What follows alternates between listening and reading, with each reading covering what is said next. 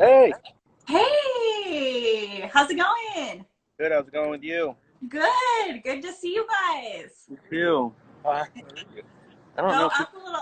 Yeah. can we go sideways. What does that do? That That just means make that us you sideways. actually are now sideways on the thing. Yeah. What if we sit? Okay, now if you guys just both go in a little. Should we try to sit out here? We can go sit in the studio. Okay, let's Sorry. do that. We're trying to find a good spot. Just a second. Bear with us. No worries. We thought outside would be good, but It's kind of tricky. You have to I've been doing this, so I have my setup. I have my phone on a stack of books and hey, you're doing better than us. Here. Oh, here we go. We'll just go here. Boom. there we go. All right. How's Okay, it I going? can see. I see Duffy. Stefan's just moving the cart of drywall out of the background, so Always something. Always something. Stefan was getting a chair. Great. Yay. Okay. Perfect. Now, hi. How's it going? Good. How are you? Good. Good. Good to see you guys. I feel like it's been so long. Yeah, it's like there's a pandemic or something. Imagine that. Imagine that. Duffy, can you go a little bit over towards Stefan, just a little more? I can see you now. That might be uncomfortable. Perfect. Wonderful. All right. Great. We're good to go. So, just to say hi to everybody who's joining us. My name is Rachel Gallaher. I'm the deputy editor at Gray Magazine, and I am here with Deputy Armas and Stefan Hofmann of Electric Coffin, who are joining us from their Seattle studio. Correct? It's true. Yeah, we're here. Wonderful, wonderful. And for those of you who aren't familiar, Gray has launched a virtual design expo and featured speaker series in order to kind of just help people stay connected and inspired, during a time when we unfortunately can't gather, which obviously in the design community is really difficult because, between shows and events and things, that's kind of how we all stay connected. So thanks for joining us and being willing to chat. I know you guys are super busy, so I figure we'll just go ahead and dive in right here. Can you guys tell me kind of how things changed for you guys, and how have you guys kept your business going and moving forward? Like I said, in a time when we can't all get together or gather. Yeah. I mean, it's been tricky. I think it's been tricky for everybody. Most of our team is working from home still. Okay. We have a designer on staff and project manager and an operations person and all the things you need to run a business outside of two creatives. Right. Making a mess all the time. So they're all working from home, and obviously the communications have been a little bit challenging. It's nice to be in person and have conversations, and we have a really good camaraderie here at the studio. So we've been missing that. Project-wise, we were really fortunate. We had a couple projects that were already in the sort of design and studio phase, so we were able to continue those. We didn't have, we had a couple things pause and drop off, as most people did. It's been so hard to predict what will work and what won't. So it's Right. uncharted territory for everyone, I think. But so far, so good. Things have continued to come in. Yeah. And we were working on a show. We have a show opening next week. So that also. Congratulations. Thank you. Yeah, we're really excited about it. That's great. It's probably a little difficult that people probably aren't going to be able to, be there on opening and kind of just a different thing for you guys, right? Yeah, generally it's a big opening and people show up and it's kind of a fun night, but she's going to do private showings. She can show a couple people at a time. Oh, great. And we're doing a big digital push with it in terms of video and images that people can see on their devices. So that will be more of the interaction than the So the show will go on, just in a little different than usual. Yeah. I mean, I think being adaptive has always been part of being creative. So we're just kind of going with the flow and figuring out how we can continue to do our work and Right. that type of stuff. So it's, like I said, I feel like we're in a similar boat as everybody, and we've had some stuff change here, and we've been fortunate that other things have continued on, and Yeah. it's going to be interesting to see how this all shakes out. Yeah, for sure. So, I'm curious, how have you guys been staying creatively engaged? I know, for me, like a lot of, I get a lot of inspiration from going to museums or, going to the theater, the ballet. Obviously, that we can't go out and get inspiration. So, what have you guys been doing to kind of keep that spark going? I've raised my book budget quite a bit. I'm Similar. definitely buying more books than I was Okay. before, and trying to consume less news and more interesting content. Yeah. Go deeper into rabbit holes maybe I hadn't had the time before to explore. What are you reading right now, or do you have like a subject area that you're working on right now, or is it just kind of anything? No, I always look at similar things, architecture and fine art. Mhm. Those two things I'm really, diving deeper into. Yeah. Yeah. I've been reading a lot. So, yeah, I'm finishing a book that I started 4 years ago, so that's Which good. is which book? The Art and Zen of Motorcycle Maintenance. Some light That's reading. on my bookshelf. Yeah. And I downloaded a little plug. Libby is the best app ever. It's like, Libby. yeah, it's Audible, but it's from the library, so it's free. So you can check out audiobooks as opposed Oh, that's awesome. It's funny. We have gotten several different like app recommendations from different people on these talks, and I'm gonna look at that one. Libby. Okay, that's Yeah. great. You just log in with your library card. And if you don't have one, you can get one through the app for your local library. So Perfect. tons of audiobooks. I'm currently listening to audiobooks as well as reading real books, but just trying to consume less news. And I mean, I read the news in the morning and then turn it off and Yeah. expand our music palette. I don't know, just using this time to be this sort of forced quiet time, at least if we have it, to focus on things that maybe I haven't had the opportunity to do in the past. Right. Yeah, no, I feel like this has been a time that's kind of made everybody reassess a lot of things in their life. Like I know I have, and it just kind of makes you think like, what kind of, person do I want to be moving forward? We're never going to be in a pre-COVID world again. And it's kind of like, I feel like we have this opportunity to hopefully move forward, for the better, with more kindness, more empathy. And so, Yeah, yeah, I know I've been kind of hoping, people, I've had to sign off Facebook for a while because there's a lot of stuff going on there, but yeah. that's fair. Yeah, obviously, there's a ton of unfortunate circumstances happening, and it's going to be reeling for the next years, decades. I mean, for some people, for their life. But Yeah. I think that this sort of forced restructuring of values Mm. is something that we kind of, it's, if you can view it that way, it helps make it a little bit easier Yeah. for some. So, we recently published online we every month we do kind of like a best things we saw this month, and I actually chose your guys's recent pandemic project as mine. Can you talk a little bit, for people who maybe aren't familiar, and tell people, about that whole project? And I know that you also have like a fundraiser or that you're doing through Rope LaRue, poster. So can you tell people a little bit about that? Sure. First, thank you. That's really yeah. nice of you to choose that. Appreciate it. Oh, you're welcome. Well, thank you for doing it. We need those, moments of levity and lightness and comfort right now. So Yeah. I mean, that was the idea.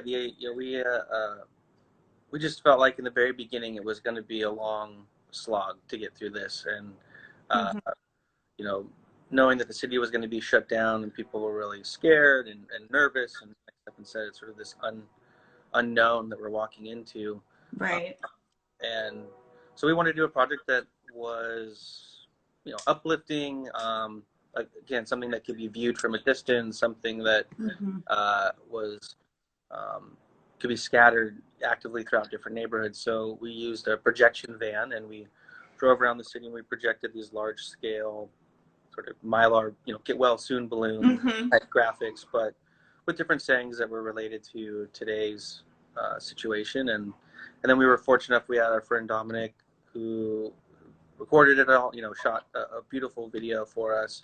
Right. Our friend Cal who let us use the van, and went out as well.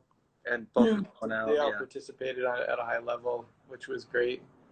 So it was, to be able to work with people in our community to make it happen. We were really grateful, and people shared the story. And I think that that was our goal. Our goal was to spread, hopefully, messages of hope and inspiration. And then working with Rock LaRue, we released a print and then donated proceeds to the Seattle Community Kitchen Collective, which is 5 different restaurants that are feeding the neighborhoods for free. Musang is, at the helm, as well as our friend Tariq with his project Feed the People. And we were inspired by their efforts. I mean, they didn't even skip a beat. They just immediately pivoted and were feeding people in the neighborhood. So we wanted to contribute, and it all kind of happened really organically. It was a conversation at the studio led to some phone calls, emails, and then here we are. Yeah. And are those posters still available if people wanted to get one still? There are a few left in the initial run. Yeah, the gallery has a few left, but overall. Great. And people can get those through the Roque LaRue's website. Yep. Awesome. Great. Or emailing Kirsten, one of the two. Yeah. Yeah. So speaking of that, you mentioned this a little bit, but you have a show opening next week. I saw on Instagram today you have a digital show in Taipei, correct? And so can you tell me kind of about all the stuff you've got coming up? Seems like it's kind of an exciting time for you. Yeah, and it's your first solo show in Seattle, correct? It is, yeah. We've shown here a numerous amount of times and been in some really great group shows. But this iteration of Electric Coffin, this is our first solo exhibition. Great. Domestically, anyway. We just showed in Hong Kong in Seattle, I'm saying. Yeah, that's true. But yeah, hometown show. Yeah, and we were hoping to have a big opening and have all of our families and friends and supporters, people who have been with us over the years, come celebrate with us. But we'll figure that out later. But we've been pushing really hard on our studio work. We've had exhibitions over the last few years all over. We've been fortunate to show work in Miami and New York, and a show in Hong Kong, and but we wanted, to do. Kirsten picked us up at Rock LaRue. We're very humbled and honored and excited to be part of her program. I mean, she's an institution, really. Oh, so, yeah. It's super exciting. I mean, what do you have to say about it? Well, what can people expect? What can people expect? Or, I mean, are you guys, are there certain themes or, without giving it all away, what was kind of your focus on? It's a continuation of the past work, really looking at modern day archetypes filtered through our experiences and our, looking back at our own lineage and distilling those into images and conversations that are visual. So it's very process driven. So it took a long time to build the show. It was probably a good 7 or 8 months of putting it together. Yeah, so it's definitely a culmination of a lot of ideas and a lot of techniques that we've wanted to explore and a lot of material nail to the ground. So I think it's a great show. We're proud of it and excited to get it out there. Yeah. And is it, is there a mix of everything from screen prints to painting to carving or, metal, everything, hand stamped metals is a new technique, and copper and brass, and there's beaded tapestries, big paintings, hand beaded tapestries. Wow. Big wood carvings. Okay. Oh, that's definitely multimedia. The show's called Suburbs of Eden. Okay. And Okay. it's exploring, like Stefan was saying, sort of this continued conversation we've had of just as humans, or the notion of humanity, sort of kind of these different themes and archetypes and that have existed throughout history, but sort of resurface in these different times, looking different, looking contemporary, but all sort of rooted in the same idea. And so it's our take on looking at things like exploration and freedom, and trying to attain this sort of higher understanding, but through pop sensibilities and modern iconography, that type of stuff. So it's it's been interesting to take some of the old world craft techniques and to push ideas of archetypes which are very old and exist within every generation, but use them in a modern context and the ideas. So it's really a mashup of those things. Yeah. Really, well, I'm excited to see it. Oh my gosh. And then the show in Taipei, can you tell me a little bit about that one? Certainly. So it's called Dong Gallery. Okay. It's a museum. Technically, it's a museum. It's an outdoor exhibition space. So it's a 311-foot long LED wall that's in one of it's in one of the main intersections of downtown Taipei. What is it? 15-foot tall? It's about 15 feet tall. It's pretty massive. Wow. Okay. And so they work with artists from all over the world, and they'll run a 2-month exhibition.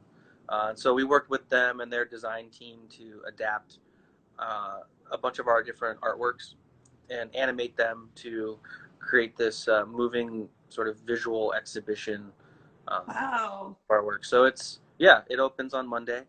Wow. So next week is a big week for you guys. Yeah. And it's the same characters, it's a lot of the same patterns and motifs, but sort of formatted to fit this really, unique space, this digital space. Okay. And people will be able to see it online and everything? Yeah. Our website's donggallerytaipei.org, and they usually will run a video and tons of photos, and we'll be sharing it through Instagram. And cool. I mean, obviously not the same as standing in front of a 15-foot, giant wall, but it'll be cool to be able to at least see it. So yeah, when we first talked about doing this with them, the goal was to be there. Obviously, we won't, unfortunately. But at some point, we'd like to get there. And it's wonderful the work can travel there without us and emerge in a space so large and so far from us instantaneously. Right. I mean, that's pretty incredible, that, I mean, like you almost, that you don't even have to be there to be able to show it. So great. So I'm curious, who is somebody who has shaped your life professionally? You mean like personally or just an inspiration? Either one. I'll let you go first. I'd probably say my son. I have a 9-year-old son. I feel like he has better ideas than I've ever had, and far better than I generally read. So that's been amazing. He's very good at cutting through the nonsense and speaking clearly, which has really been inspiring for me. Oh, kids are good at that. They really are. They're straight shooters. They say the darndest things, believers. I mean, if I had to point at professional, I always look to Carl Jung or Joseph Campbell, and these are definitely referencing these ideas of archetypes and the continuation of human consciousness through time, that kind of strand. But that's what I would say. Great. Yeah. I don't know that it's one person. I think it's just an amalgamation of just there's artists that visually inspire me. There's on the business side, there's people who have done things entrepreneurially that are really interesting, and just sort of the paths they've taken. We do kind of walk that line a little bit here. We're artists, but we're also carving our own path, and so it's there's kind of looking at at least I look at a lot of different inspirations, some typical and some atypical. But We tend just to make things up as we go along. It's true. Love it. I love it. So kind of jumping off that, what would you say is the best advice you've ever received? I mean, as related to your career, I guess. Don't quit, right? If you get knocked down 20 times, get up 21 times. I think that I always say this is a stupid analogy, but Babe Ruth struck out, what was it, 81 times out of 100? He was the best in the world. I think you have to expect to fail far more than you'll succeed, and if you can truly do that and expect that and move forward, it's very disheartening at times, but it's good advice. Yeah. I think the best, again, a myriad of people have told me a lot of smart things that I married people? A myriad. Oh, I thought you said married people. Married people. I don't know. I'm married. It's never mind. All right. This is some things I've listened to, some things I haven't, and I wish I did. I mean, what I would say when we first started, or when the studio started, I remember having a conversation with Stefan in a parking lot about this other place that was offering me a job, and it was a good job, and it was a big company, and I believe he told me that jobs will always be there. So I didn't take the Bad job. advice. Well, I'm glad that you did not take that job and are doing what you're doing today. Yeah, me too. So I like to always kind of close things out on, a really kind of positive note. And we talked about what you guys, have done, your initiative and fundraiser during the pandemic. But I am curious if there's, any other, nonprofit organization, fundraiser, person that you would love to give a shout out for, the work that they're doing right now to help out during the pandemic. I mean, I would mention Mary's Place. That's the one spot that I give money to continuously. I think that during this time, the homeless population is experiencing a far worse plight than most. So I would mention that. No, that's great. I actually, before all of this, I was volunteering there. Oh, wow. Every week in their kids Thank club. you. So it's an incredible organization. So I would agree that they're great. Great you're doing that. I mean, on the arts related side, I think there's a gallery in Detroit, that Library Street Collective, and they released a coloring book they're a huge gallery, so they have access to really big artists, and they released a coloring book, and all the proceeds are going to the Detroit public school system. Oh, okay. So and what was the name again? Called Library Street Collective. Library Street Collective. Okay. Yeah. Another way where it's a really simple way to support the arts, support education, support the future. And it's a beautiful book as well. Yeah. Keep yourself entertained during this time. Yeah. So, like I said, I feel like, amidst all of everything that's going on, obviously there's tons of negative things that are happening, but there are tons of positive things that are happening, and it's nice to be able to see that through all of this, good can still rise, and hopefully it can outweigh the bad, and we obviously as humans we still have a long way to go.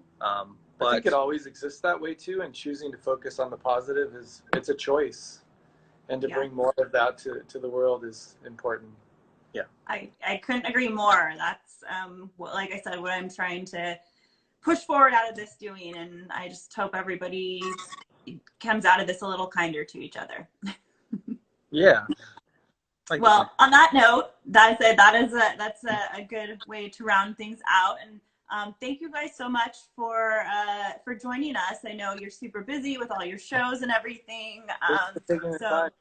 Sorry about our background and our small heads in the screen. Yeah. I know it's always kind of awkward, but no, it's great. I mean, it's funny. We've been getting glimpses, inside people's homes, in their studios. I'm kind of enjoying it a little bit, but good luck with everything. Congratulations again on your shows, and we will keep an eye out next week for when everything opens. Thank you so much. You. Great to chat. All right, have a good rest of your day, guys. You too. Bye. Bye.